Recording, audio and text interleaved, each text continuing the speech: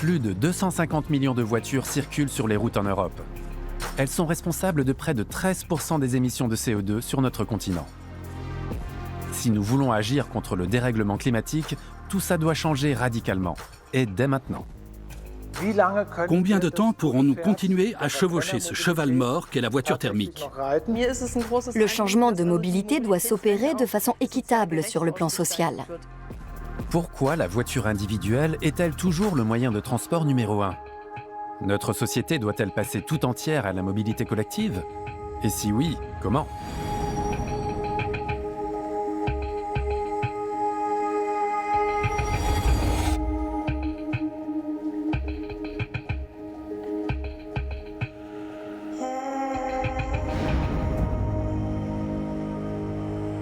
Tous ceux qui sont déjà entrés dans Berlin en voiture par le sud-ouest la connaissent, l'Avus. Autrefois, c'était un circuit automobile. Aujourd'hui, une salle d'événements avec vue sur l'autoroute y a été aménagée. On peut contempler ici un prétendu vestige des temps passés, le trafic automobile. L'Avus est considérée comme la première autoroute du monde. Et c'est précisément ici, où la mobilité des 100 dernières années a été façonnée, que je veux discuter de nos déplacements de demain. Collectif ou individuel? Je m'appelle Berthold Meyer.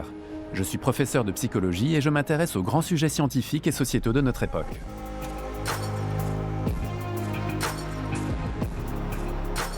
La mobilité individuelle motorisée est-elle réellement à bout de souffle? En d'autres termes, sommes-nous prêts en tant que société à passer à des moyens de transport collectifs? Je vais rencontrer deux chercheurs qui ont des approches très différentes. Deux chaises, deux invités. Je m'entretiendrai avec eux séparément pour me forger ma propre opinion.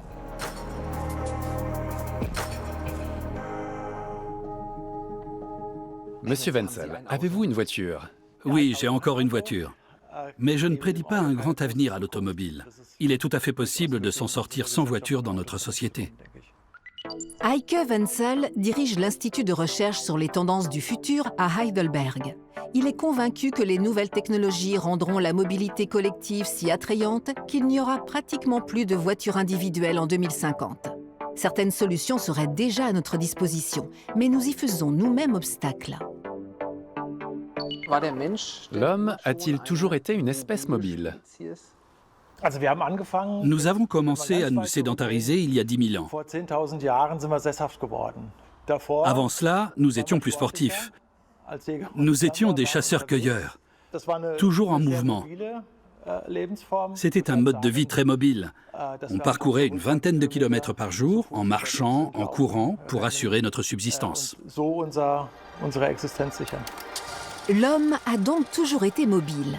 La question est de savoir comment, collectivement ou individuellement. Les chasseurs-cueilleurs parcourent la planète en petits groupes afin d'être plus efficaces et mieux protégés.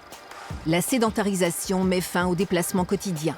Dès lors, la plupart des gens ne quittent pratiquement plus leur lieu de vie. Et quand ils le font, c'est souvent en groupe. Au 4e millénaire avant Jésus-Christ, le cheval est domestiqué. Les hommes peuvent désormais parcourir de longues distances en moins de temps. Les transports publics existaient déjà à l'époque préhistorique. Il y avait des bacs sur les fleuves et les lacs. Au fil des millénaires, une grande variété de moyens de transport se développe. Puis arrive le chemin de fer. C'est le début de la motorisation. Jamais les humains ne se sont déplacés aussi vite. L'industrialisation entraîne de nouveaux modes de vie qui favorisent les déplacements individuels. L'arrivée de la voiture marque-t-elle la fin de la mobilité collective? Les sociétés évoluent, la mobilité aussi. Tout dépend de la manière dont les gens en groupe ou les sociétés s'organisent. Des formes de mobilité différentes apparaissent selon l'organisation choisie. Si on étudie l'histoire de la mobilité, on constate qu'il y a eu des changements radicaux et très rapides. Henrike Rau est professeur de géographie sociale à l'université Ludwig Maximilian de Munich. Cette experte en recherche sur la durabilité affirme que la mobilité est étroitement liée aux grandes questions sociales et que cet aspect doit être pris en compte si on veut changer quelque chose.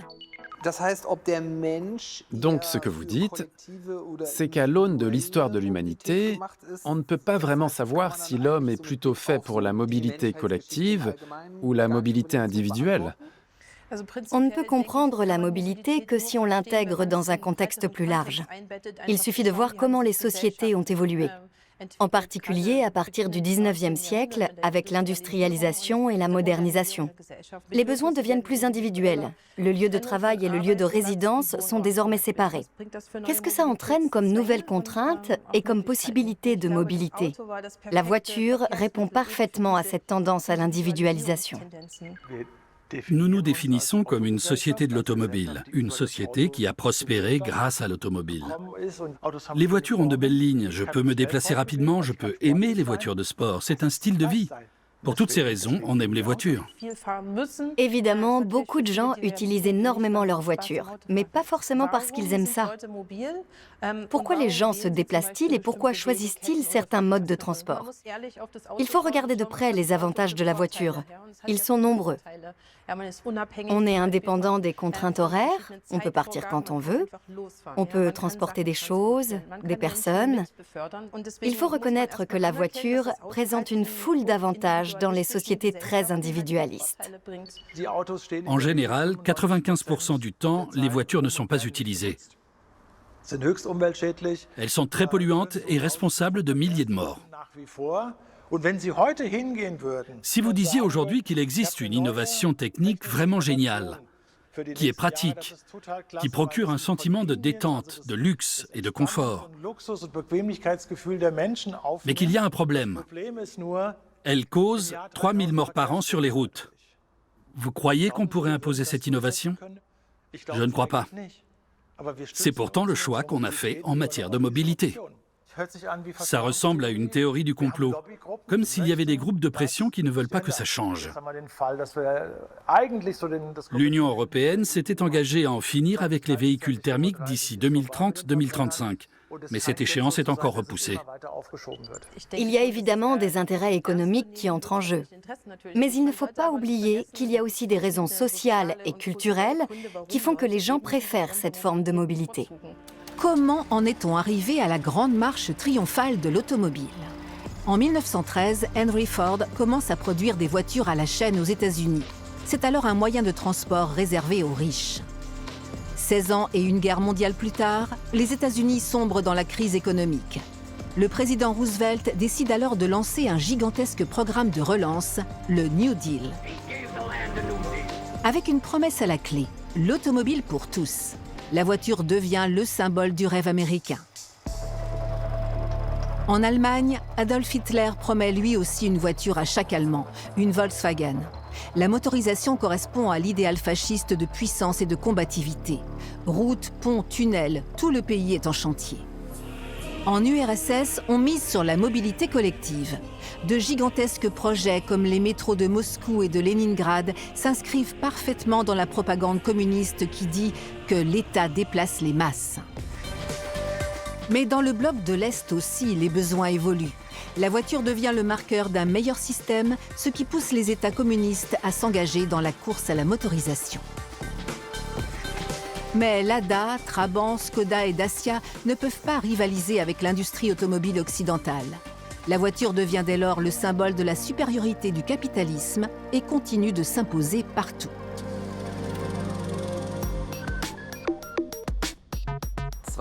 En 2050, il n'y aura plus beaucoup de voitures individuelles en Allemagne et en Europe.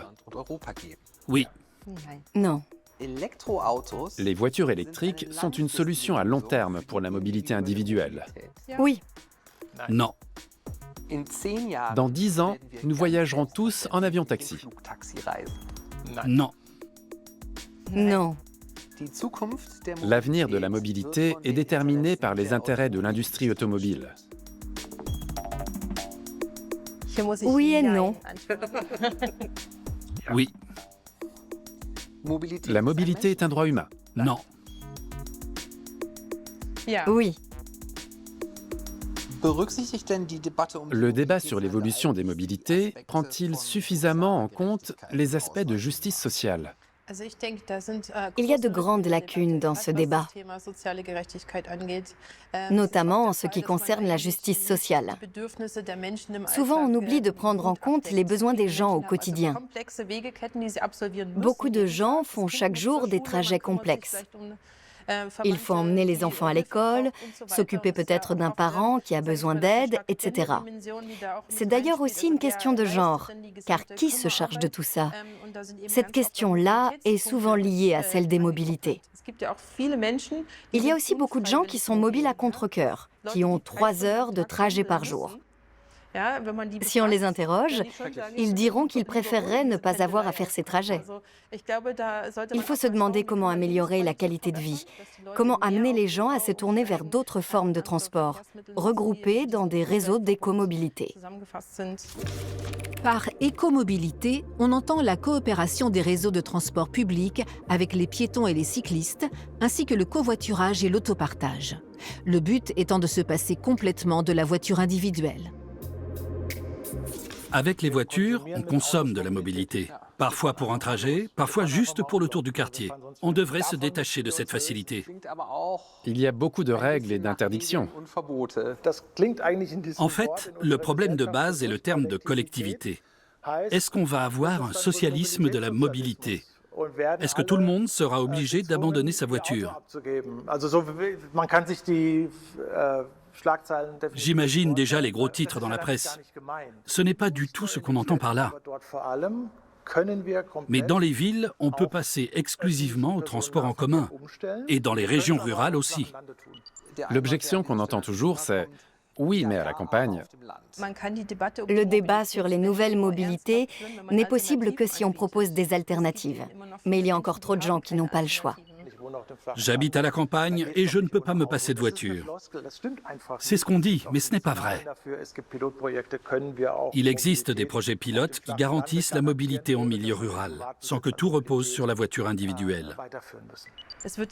Il y aura toujours des gens qui doivent être mobiles et qui auront besoin d'une voiture. Mais ce qui me semble encore plus pertinent, c'est de regarder ce que font les ménages qui ne possèdent pas de voiture. C'est le cas d'environ 40% des ménages à Munich et Hambourg, plus de 50% à Berlin. Ça ne veut pas dire qu'ils le font tous par choix ou par souci écologique. Souvent, ils n'ont pas les moyens de se payer une voiture. Il faut aussi s'occuper de ces gens. Quelles options de mobilité la société leur propose-t-elle? L'autopartage, par exemple, est intéressant.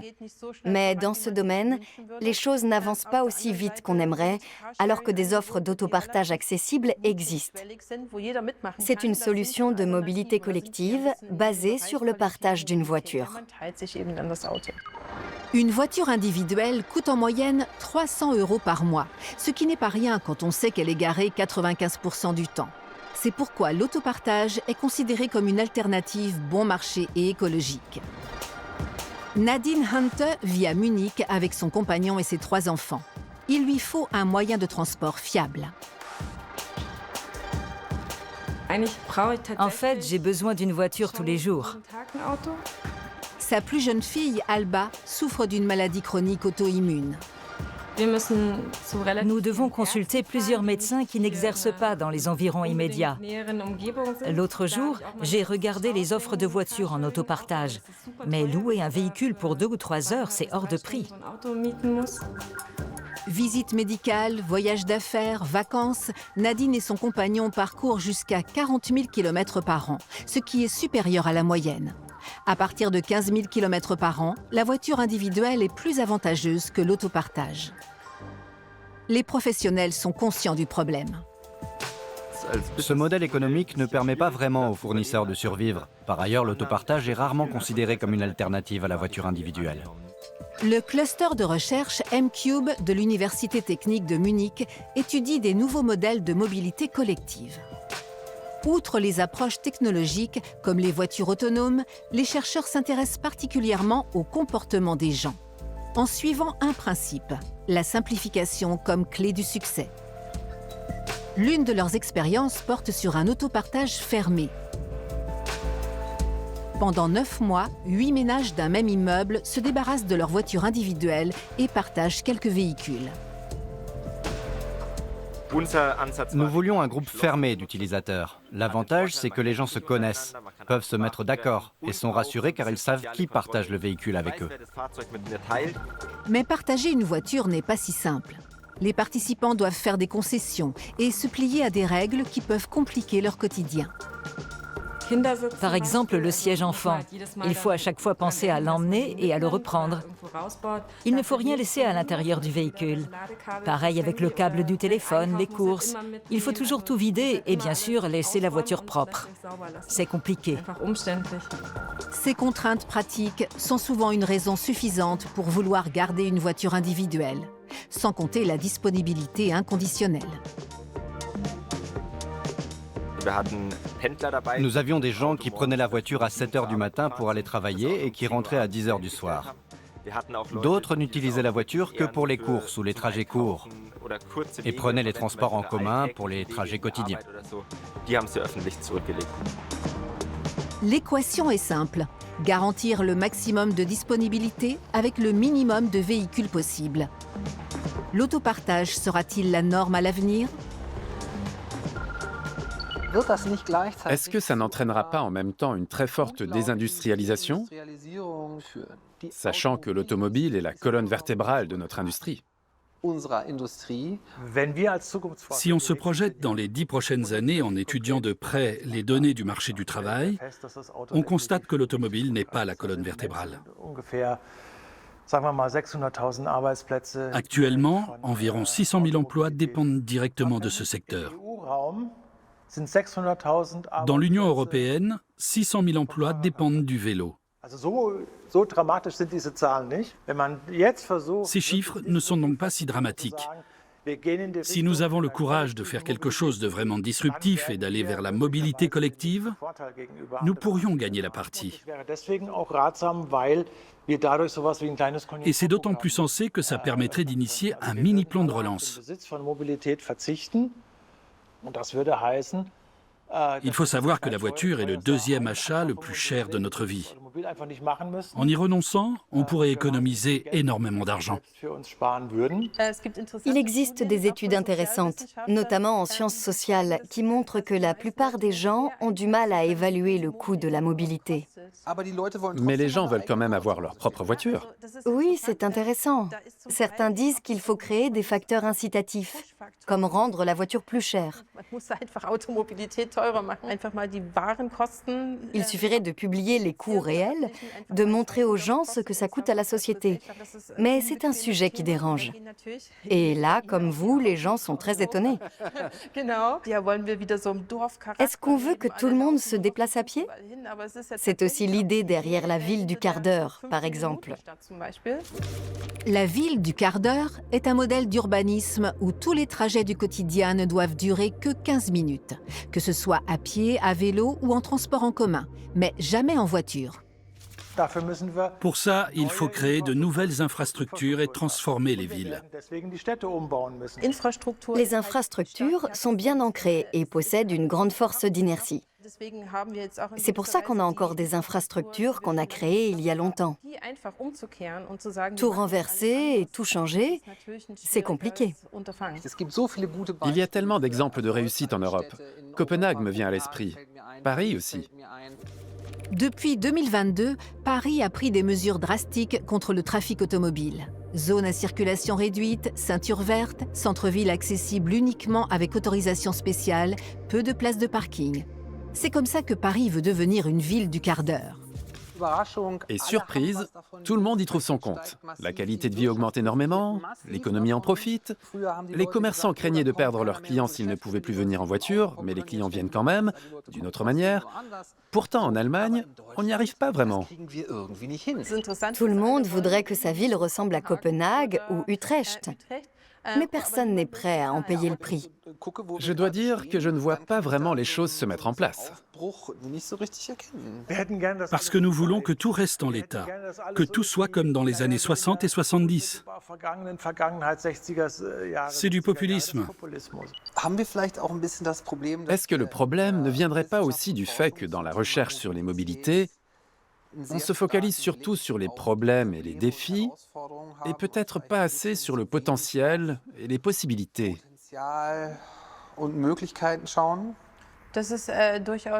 Il faut réfléchir à la manière de rendre la notion de changement de mobilité plus positive.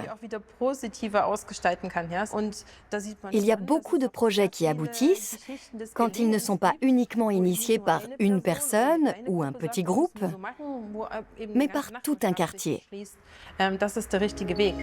À l'instar de l'expérience pilote menée à Munich, où tout un immeuble se partage quelques véhicules. Tournant énergétique, changement de mobilité, les défis sont nombreux. Nous n'avons pas besoin de solutions purement techniques, de réponses administratives ou sociales, mais d'un mélange de tout cela. L'expérimentation touche à sa fin après 3 mois.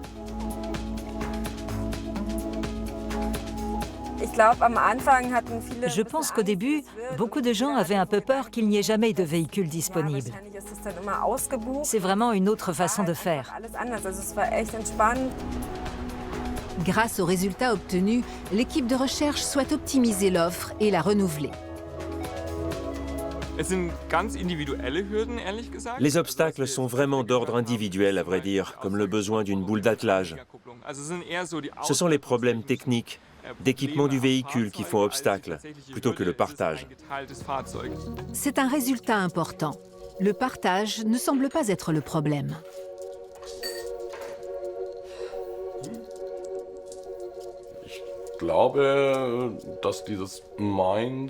Le fait de posséder n'est pas important. Non? C'est vrai. Je ne suis pas obligée de posséder une voiture. La voiture, en tant que marqueur social, c'est pas important.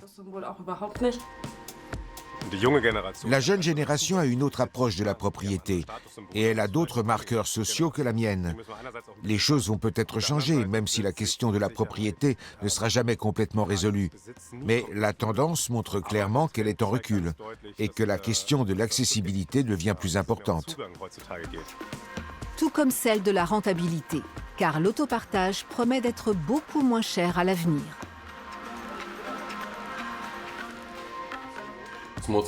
Pour que le système de l'autopartage s'impose, il faut qu'il soit moins cher que la voiture individuelle. Ou alors plus simple. Dans notre cas, il faut que le système soit plus avantageux financièrement, car il n'est en aucun cas plus simple. Oui, c'était plutôt compliqué. Donc, pour sauver le climat, les individus devront accepter une forme de déplacement plus compliquée pour aller d'un point A à un point B.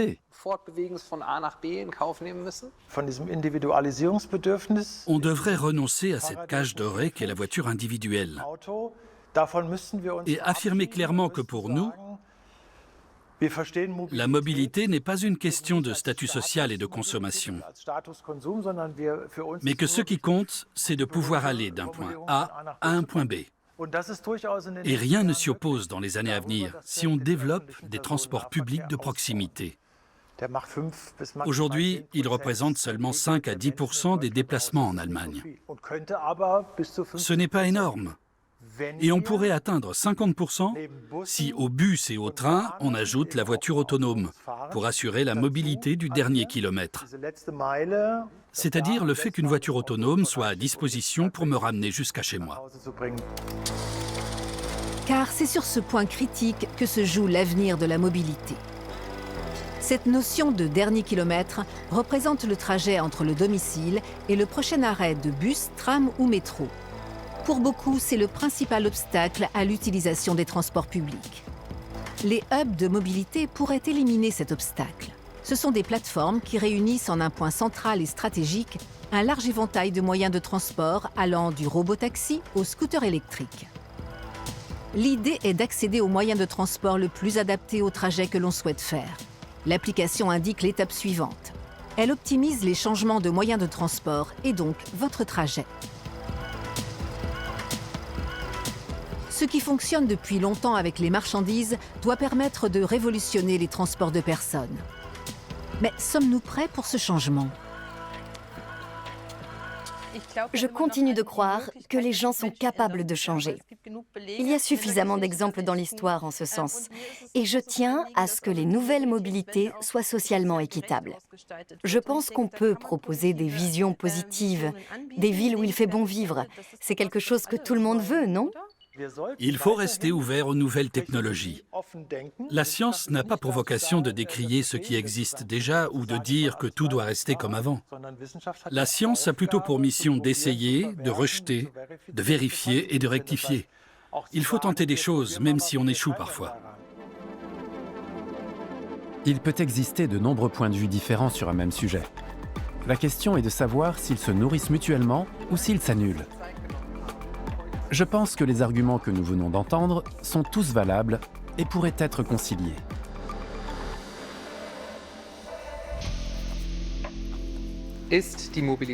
La mobilité du futur sera-t-elle individuelle ou collective ?